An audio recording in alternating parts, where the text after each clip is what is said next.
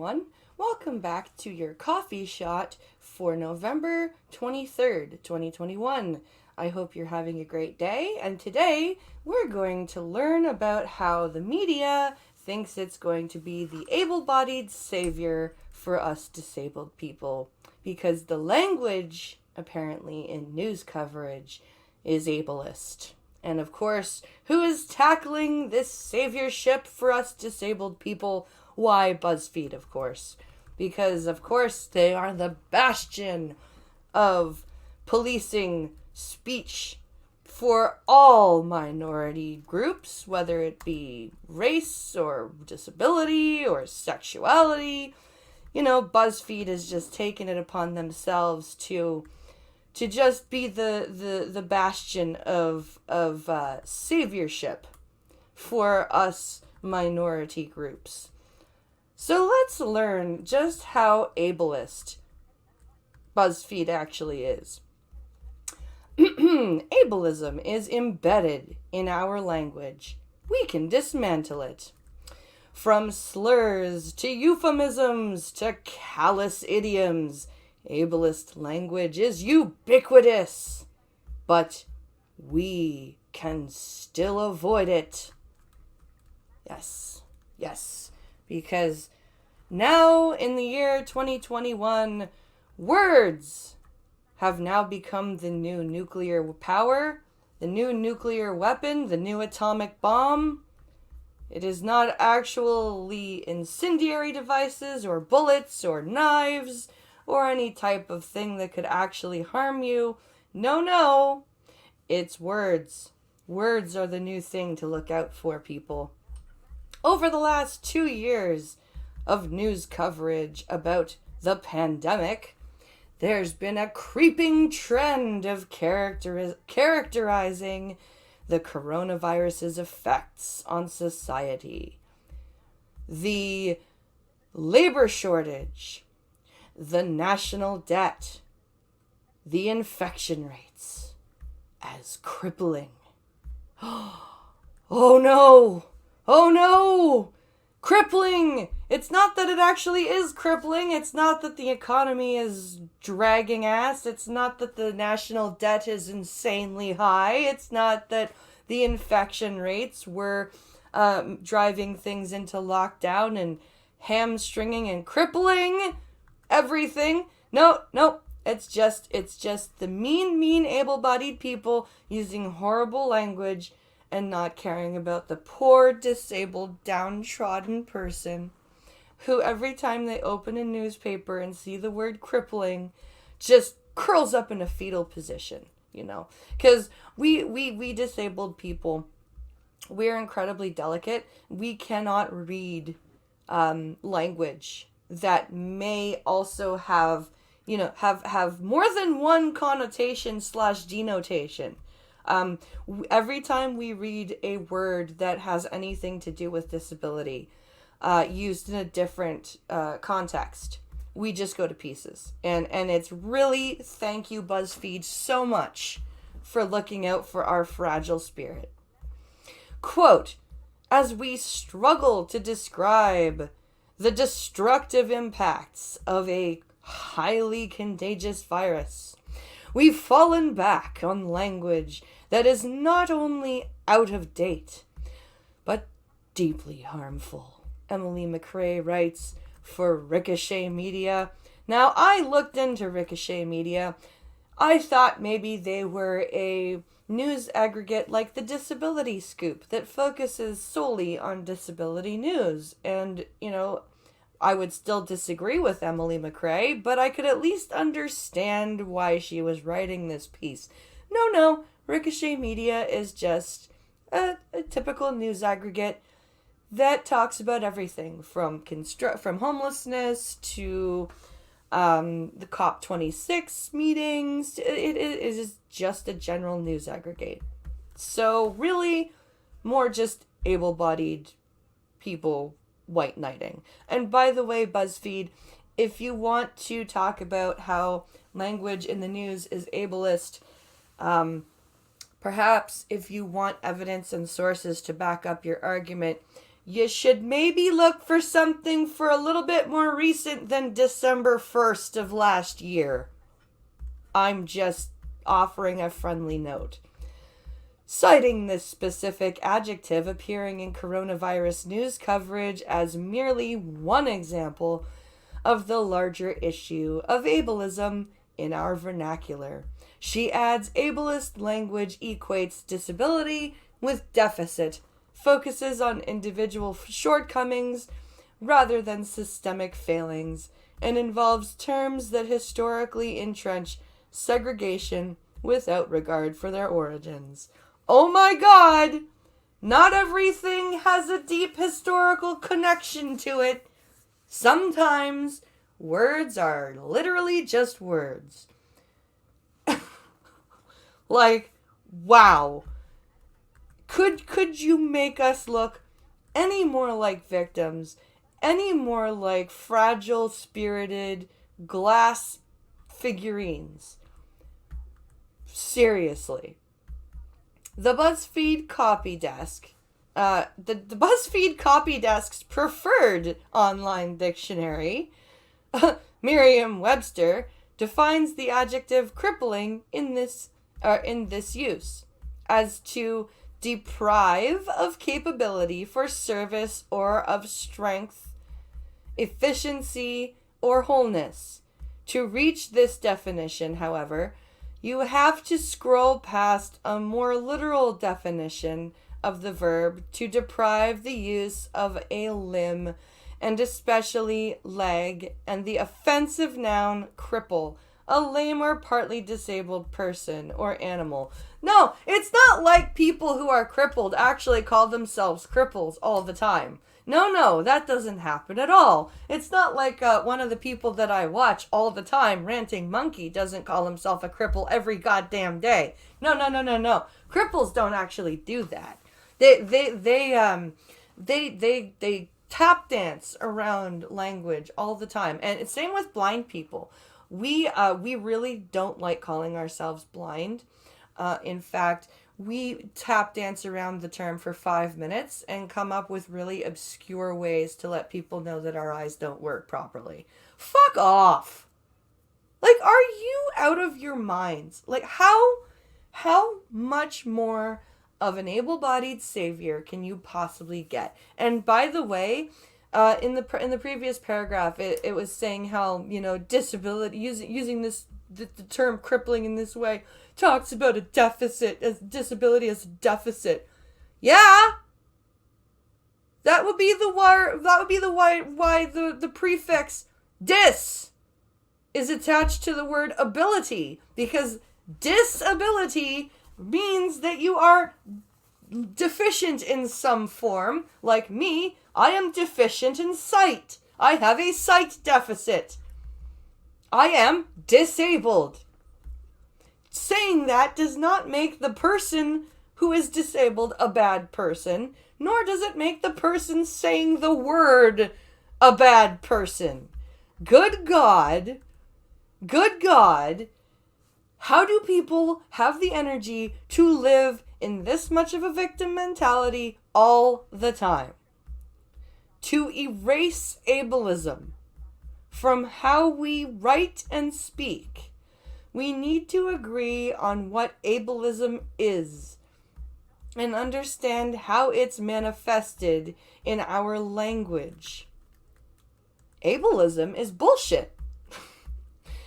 Ableism is defined succinctly as discrimination or prejudice against individuals with disabilities.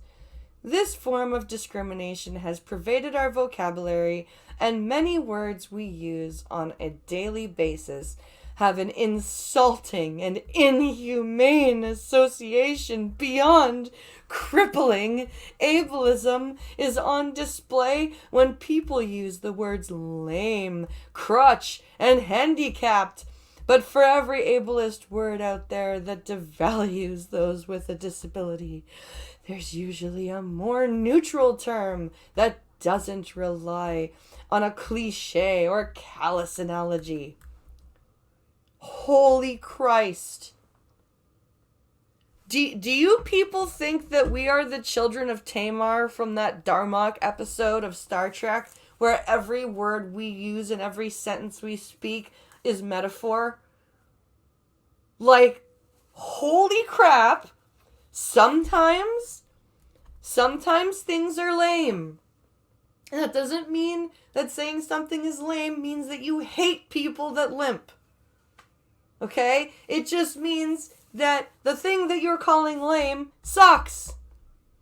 There are many types of uses for words. You know, when I was growing up and learning English in school, we learned about the words denotation and connotation.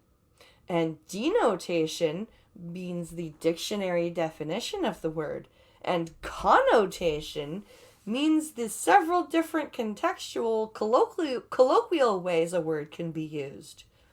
Isn't that amazing that words can be used for different things, and not every time you use a word means that you are using the word in a negative light? Isn't that fascinating? You know when I learned this? You want to know what grade I learned that?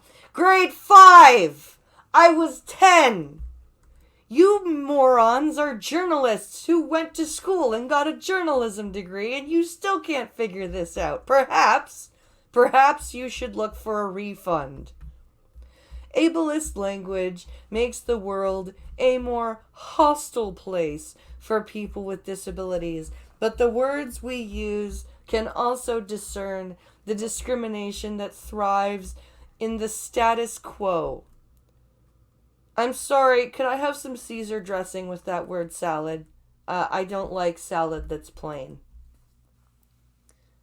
Do you know what makes the world a hostile place for disabled people?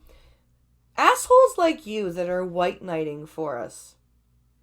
People that think that we are incapable. I would rather deal with somebody who uses, in your terms, ableist language than deal with somebody whose mind is made up that I am incapable of doing anything. And you know what? The people who usually make up their minds that disabled people are incapable of doing anything are the same people trying to police fucking language. Just saying. Here's one resource we use in a comprehensive glossary of ableist terms. On their website, disability rights activist Lydia X. Z. Braun outlines several words with prejudicial connotations from lunatic to nuts to duh. To you, duh, as in the automatopoeia, duh. Oh my Jesus Christ. To euphemisms like fall on deaf ears, turn a blind eye to, or blinded by ignorance, and which synonyms you can opt for instead. It's easy to note demonstrably egregious examples of ableist idioms, but there are dozens of ambiguous euphemisms like they're being myopic, oh my god, which could be offensive to those with a vision impairment, or you need to stand up for what you believe in, keeping in mind those who physically cannot stand. If it seems dubious in context, a perceptive copy editor might catch it and suggest a workaround. You people are disgusting. You people, to think, the fact that you people think that someone in a wheelchair shouldn't be told to stand up for what they believe in or stand up for themselves because you think the person in the wheelchair will take that literally and not for what it actually means. Like, do you think that we're that stupid? Do you think that we as disabled people just take everything that's said to us literally and dictionary definition wise? Like, do you think that the disabled in general open up the news and instead of focusing on the story at hand and what's going on, they sit there and focus on the language that's used? Like, most of us just want to live a normal life. And you assholes pointing out all of this, mean language that only guilty able-bodied people would really look at it in this context and see something wrong. You're the ones who are making it look like we are the fragile glass, breakable, delicate people. Most disabled people, like, we joke about our disabilities. We are like, have you not come across Crip Daddy? Have you not come across Ricky Berwick? Like, fuck, like, this is disgusting. This is just the saviorship. In the past, words like crazy, insane, and stupid were used as official diagnoses for people housed in institutions. Emily Ladaw writes in her book, Demystifying Disability. Oh, Emily, come on. Yes, just because doctors no longer use words like crazy and stupid to diagnose people with mental illnesses, just like people no longer use mongoloid to describe Down syndrome children, doesn't mean that every other word used uses the same context. And you know what? Most of the people, even though, like, a lot of the stuff that happened in institutions, like lobotomies and stuff, that shit was horrific. Okay? But regardless, the doctors were still trying to help these people and cure these people. Did they do wrong things? Did they make mistakes? Yeah. But we learned from them. And to act like disabled people are just complete, porcelain figurines that should be left up on a shelf and spoken very gently about is absolutely disgusting. Shame on Buzzfeed for entertaining this crap, and shame on the disability advocates for perpetuating this crap. Emily Ladaw is a disabled lady in a wheelchair who writes this type of bullshit on Twitter and she has a podcast. It's the new type of disability advocate where everything must be policed, and the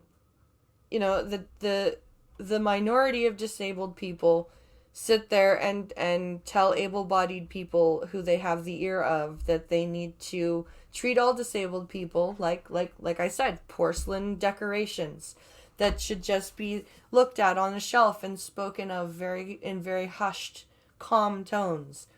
And it's getting old. It's getting old that there were so many disabled people that fought so hard to be treated equally, and now today's activists are like, no, really, treat us like breakable glass, use nice words around us, and we welcome the able-bodied saviorship. Please. Like, that's what today's activists are, and it's disgusting. It's absolutely disgusting. Thank you for watching. This has been your coffee shot for Tuesday, November 23rd, and I'd like to thank Colleen Vernier for actually calling my attention to this article last Friday. Thank you very much for that, Miss Colleen. Thank you for watching, and please be sure to catch Wednesdays with Skep tomorrow, November 24th. Have a fantastic rest of your Tuesday, and I will catch you tomorrow. Goodbye, my friends.